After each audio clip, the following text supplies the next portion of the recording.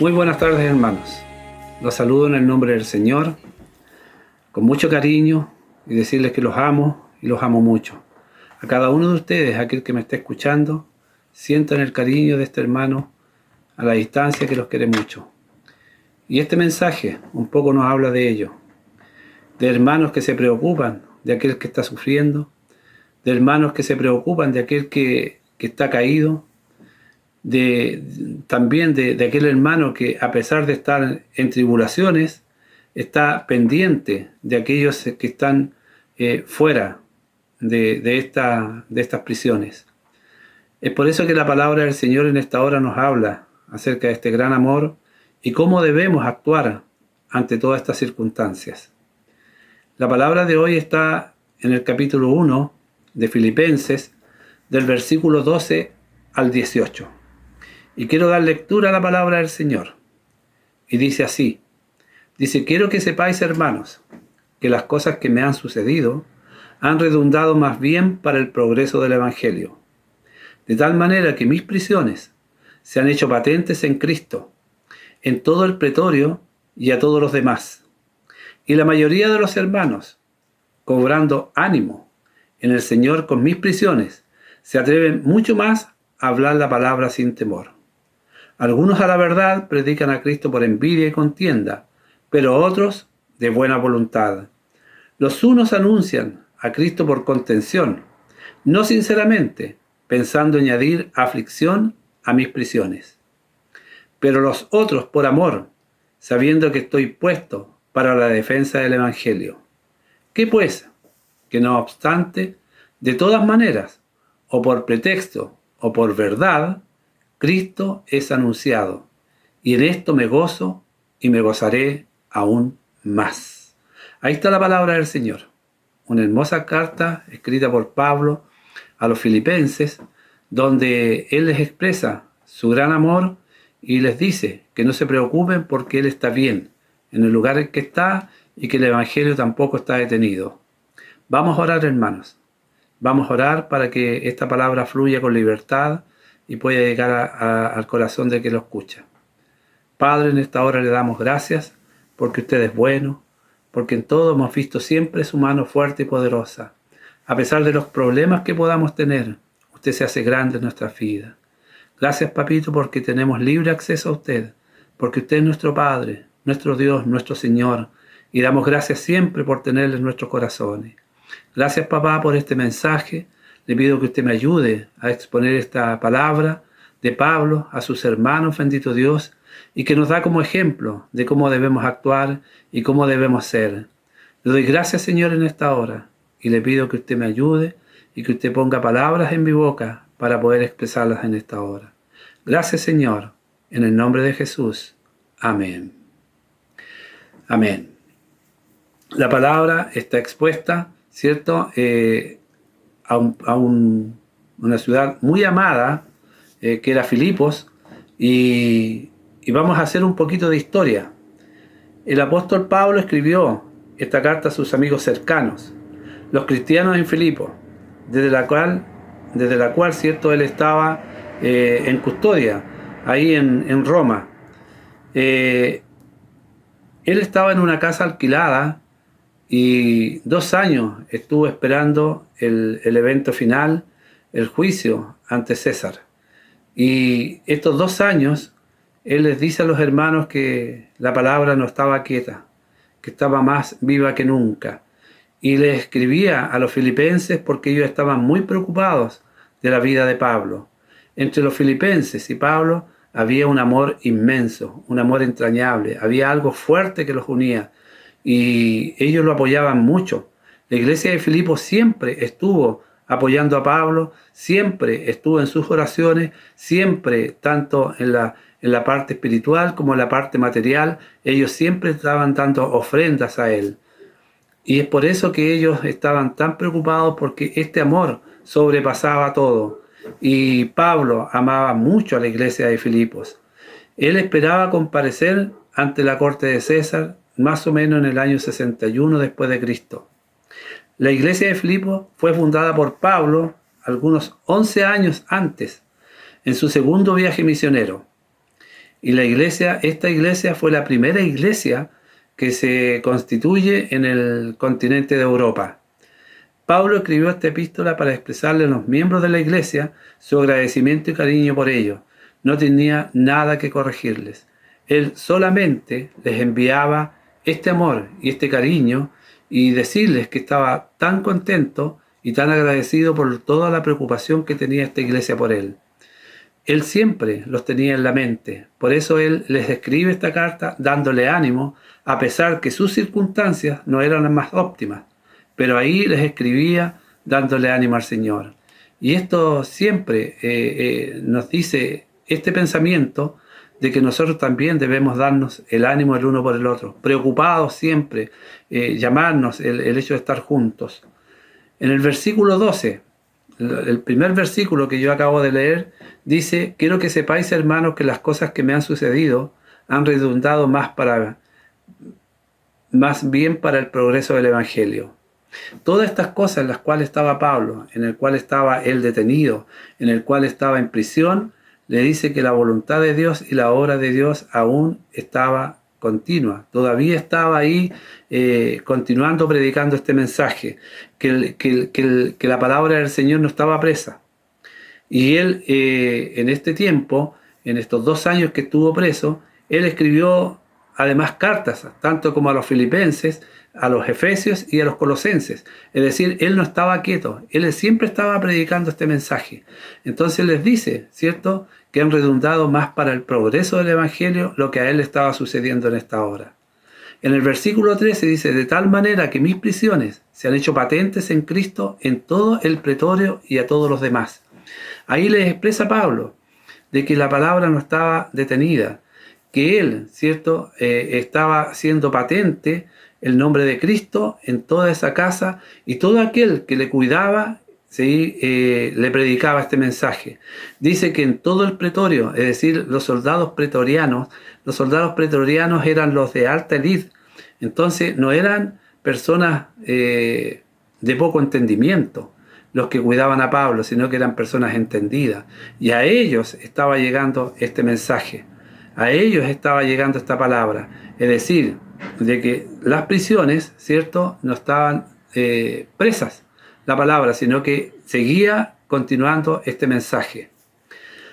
Además, dice el versículo 14: y la mayoría de los hermanos, cobrando ánimo en el Señor, con mis prisiones, se atreven mucho más a hablar la palabra sin temor.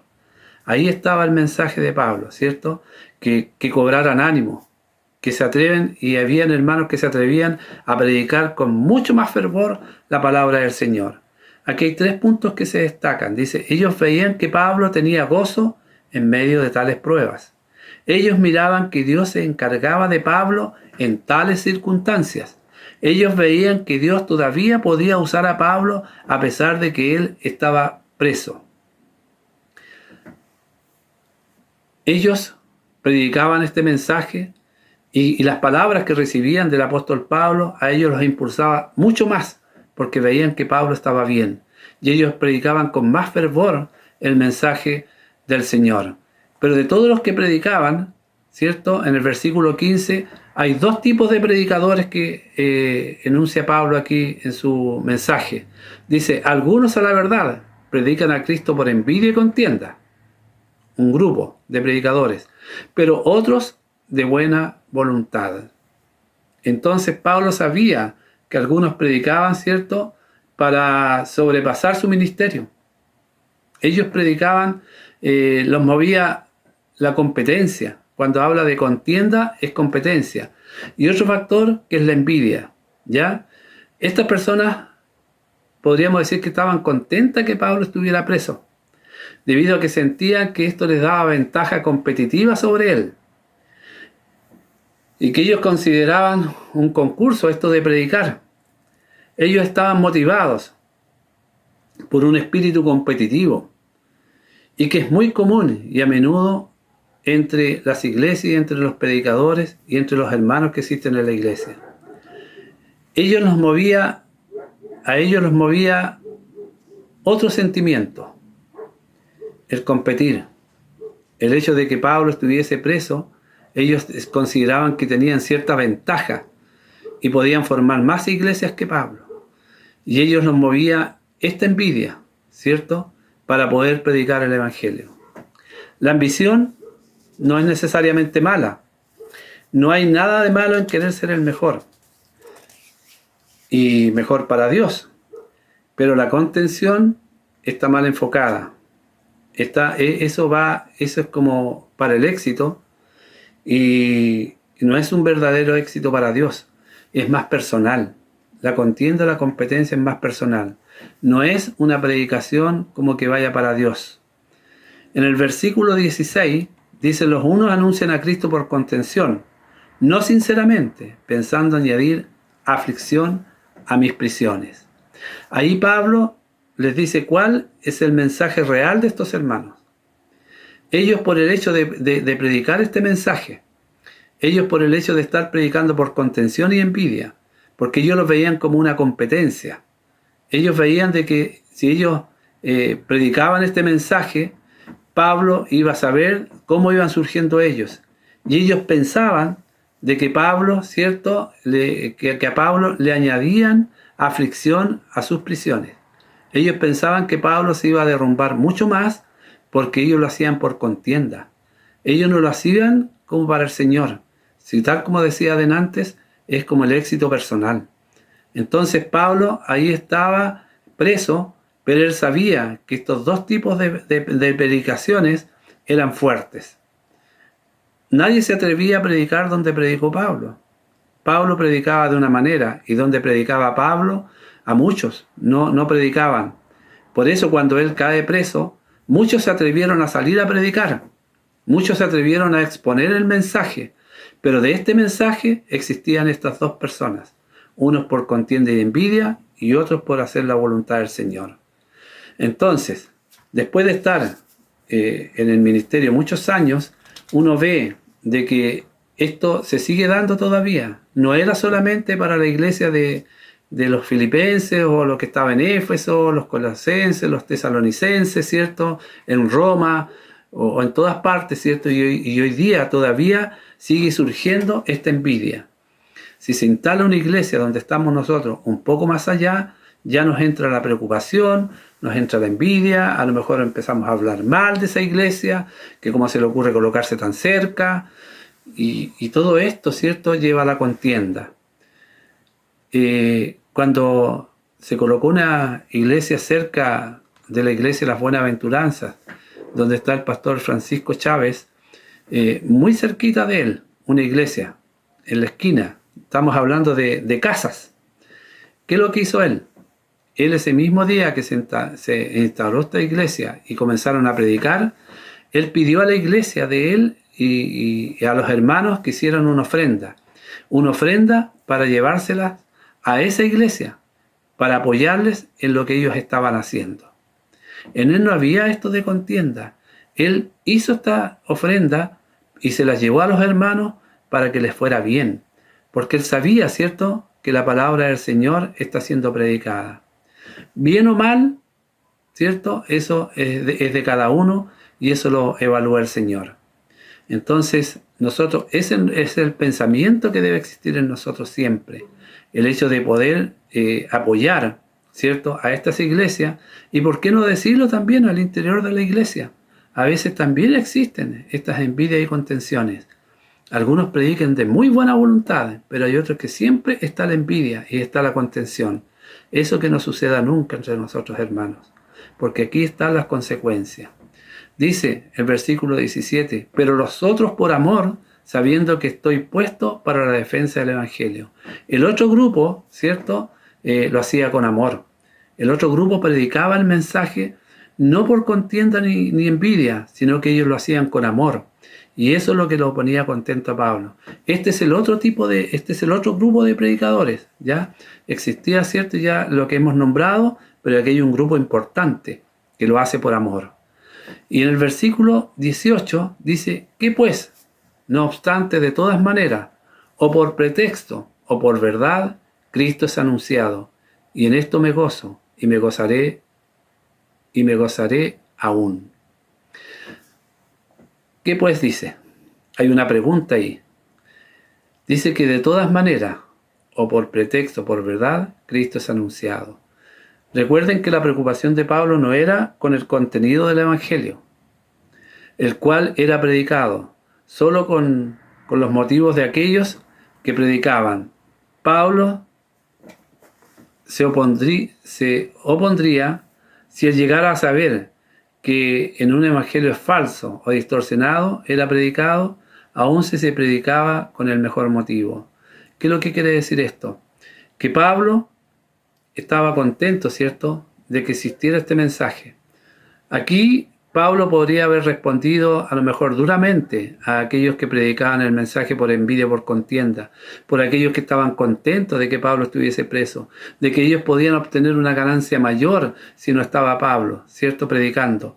Pero aquí hay una respuesta tan bonita. La actitud de Pablo es totalmente, fuera de foco, podríamos decirlo así. Pero esa es la actitud que debe existir en todo cristiano. La predicación de la palabra, ¿cierto? Y él decía aquí claramente, o por pretexto o por verdad, Cristo es anunciado. Él no predicaba, él no estaba en contra de aquellos que la predicaban por envidia o por contención, o aquellos que lo hacían por amor, porque el contenido del mensaje era lo importante. El contenido del mensaje era la palabra del Señor, y esa es la palabra que estaba siendo predicada.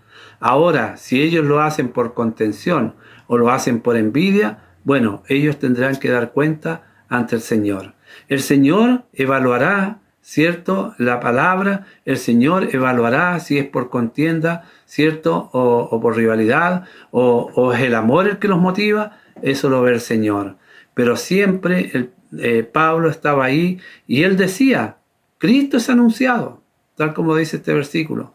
Ya sea por una u otra cosa, la palabra del Señor, ¿cierto?, es anunciada ante los demás.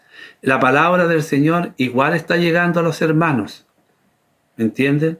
Igual ellos no predicaban otro evangelio, porque si alguien predica otro evangelio, bueno, ahí ya escapa la palabra y cada cual tendrá que ver, porque más arriba de este mensaje, ¿cierto?, dice que por la falta de conocimiento a veces se cae.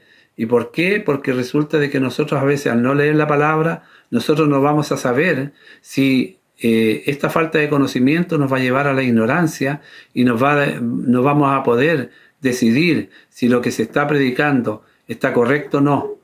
¿Por qué? Porque carecemos de conocimiento. Y dice que mi pueblo perece por falta de conocimiento. Entonces, él aún dice que se gozará. Dice, y en esto me gozo. Y me gozaré aún. A pesar de todo, él igual se gozaba con estos dos tipos de predicadores. Porque la palabra fluía de la misma manera. Esta es una respuesta tan linda, ¿cierto?, del apóstol Pablo, que nosotros podríamos haber actuado a lo mejor de otra forma, ¿cierto? O ir en contra de aquellos que predicaban para añadir más aflicción a Pablo dentro de la cárcel. Pero todo lo contrario, Pablo se gozaba aún más, dice, porque este mensaje era predicado con fluidez. Dios honra su palabra, y no a una determinada persona u organización. Él honra la palabra, no honra las instituciones, no honra a las personas, ¿cierto? Es su palabra la que es predicada. Así es que, hermanos, el amor por sobre todas las cosas. Nosotros debemos predicar siempre este mensaje hermoso. Esta es la palabra que nos lleva a toda verdad y justicia. Esta palabra la debemos exponer siempre ante los demás. Siempre contentos, alegres. Que no nos lleve nunca a que mi hermano trajo tanto al Señor, este otro hermano es mejor porque trajo a muchos más. No, yo creo que la palabra del Señor es la que da la respuesta. Que nunca existe en nosotros la envidia y la competencia ante los hermanos. Que siempre existe el amor donde nosotros podamos predicar este mensaje. Hay alguien que nos evalúa. Hay alguien que está con nosotros. Nosotros no somos llamados a levantar juicios ante todos aquellos hermanos, sino que el Señor es el que evalúa la intención del corazón. Así que quiera el Señor, hermano, que por una u otra forma que lo estemos haciendo, predicando este mensaje, siempre lo estemos haciendo para el Señor. No para que mis hermanos me digan, mira, este hermano trajo una vez a uno, trajo a otro más, trajo a otro más. No, sino que es la palabra del Señor la que tiene que ser predicada y predicada con fluidez. Que el Señor les bendiga, hermano, a cada uno de ustedes, y que el Señor añada a esta palabra mucho más, ¿cierto?, de lo que podemos pensar. Dios les bendiga, hermanos, y que el Señor siempre esté con cada uno de nosotros. Siempre pensemos que el Señor es el que nos está evaluando. Siempre pensemos que Él es el que está con nosotros siempre. Dios les bendiga, hermanos, con cariño, y doy gracias al Señor por exponer esta palabra. Buenas noches. Que el Señor les bendiga. Aunque pase el tiempo, sé que tu promesa cumplirás. Nada en ti se perderá. Esa es mi seguridad.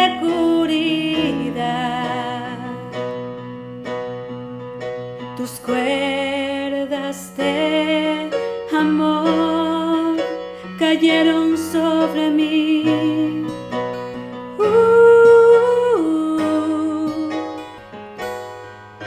Tus cuerdas de amor cayeron sobre mí. Es tu amor que me sostiene, el que me levanta, el que me da paz, me da seguridad.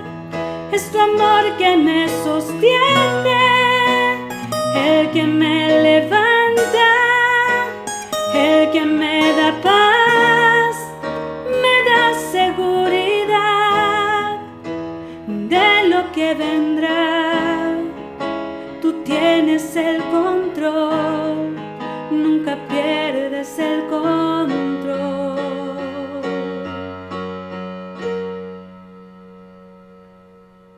Escucha el eco de tu voz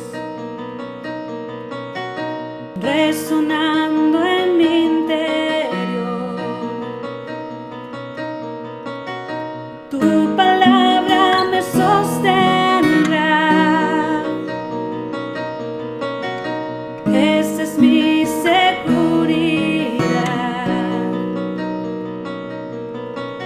Los velos están cayendo hoy. Puedo ver con claridad. Mi fe se está encendiendo hoy. Hoy me vuelvo a levantar. Es tu amor que me sostiene, el que me levanta, el que me da paz, me da seguridad. Es tu amor que me sostiene, el que me levanta, el que me da paz, me da seguridad de lo que vendrá. Tú tienes el control, nunca pierdes el control.